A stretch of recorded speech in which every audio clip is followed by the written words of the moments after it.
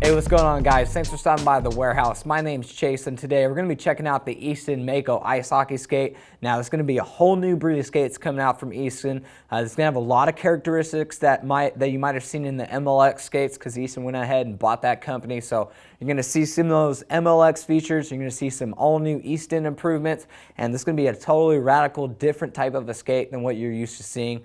The whole idea behind the Mako line, specifically the skate line, is that natural movement equals speed. So everything designed in the skate is to be working for you, not against you, like some of the other skates, whether it's the tendon guard, whether it's the symmetrical quarter packages, or whatever else it may be. It's going to be all working for you, giving you that optimal stride. So starting us off at the bottom, looking at the holder, this is going to be some really nice ES4 stainless steel, high quality metal, sitting in the all new CXN holders. This has a couple great key characteristics to it. The first one being that it's going to be 3 millimeters taller all the way around, so it's going to help prevent you from bottoming out as quickly as you might have before, giving you a much tighter turning radius. Another cool aspect of this holder is that it makes the rear post a little bit higher than the front post. Put you in an aggressive stance right out of the get-go. You're going to be on your toes. You're going to have a powerful stride. You're going to be able to accelerate really quickly. The other cool aspect of these is that they include two tools here for easier removable of your runners. You just go ahead and you put them in on each side of the screws. You anchor one down, you turn left to take one out, and they pop out in seconds. So in case you break your steel in a game, you just want to swap out the steel for something different, you can do that in seconds. The other cool thing that they did is that on the outsole, there's not really an outsole. That's a really cool characteristic about these MLX inspired skates, is that they're not going to have a dedicated outsole. It's going to be a full carbon composite boot. It's going to be extremely thermofoldable or moldable, and we'll get to that in a little bit. You can see these exhaust vents here, which is a really great characteristic to see. It's going to let the skate breathe while you're in the game, getting you keeping your feet dry. But another cool aspect about it is that it helps decrease drying time, and that helps extend the life of your skate too.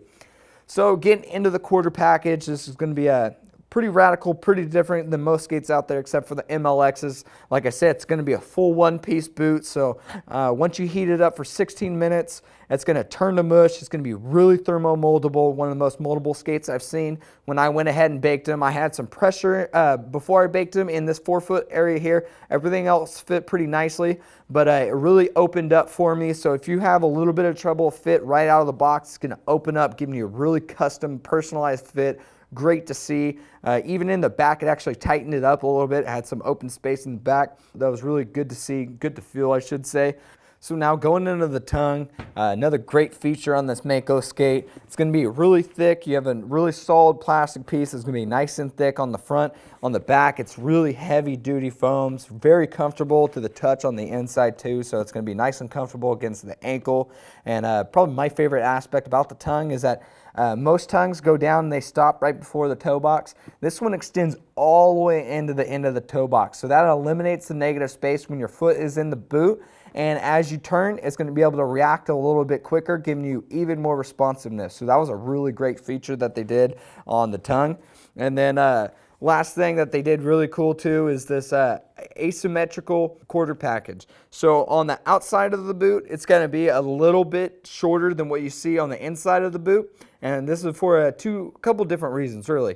As you're taking a normal stride, this is going to allow you to exert even more force. It's going to give you a lot of support and stability. It's going to keep you in line with the direction that you're applying the force, just making the energy transfer process as efficient as possible. And then the shorter side over here is going to be for when you're making your crossovers. It's going to let you get over just a little bit more on your edges, or even powering through a corner too. So really cool to see the asymmetrical quarter packages on it. Now the extended guard is another really noticeable standout feature of this Mako skate. It gives you tons of flexibility, much more flexibility in this tendon guard than any other skate on the market. And this is because when you're completing your stride, when you're at the point where your leg is fully extended and your toes coming out to snap, this Mako skate allows you to get the full 100% advantage and power out of each and every stride. And then going into the liner, you can see we have that, we got a two-piece tongue. You can see that foam I was talking about, nice and thick all the way around. This is going to be a moisture-wicking, antimicrobial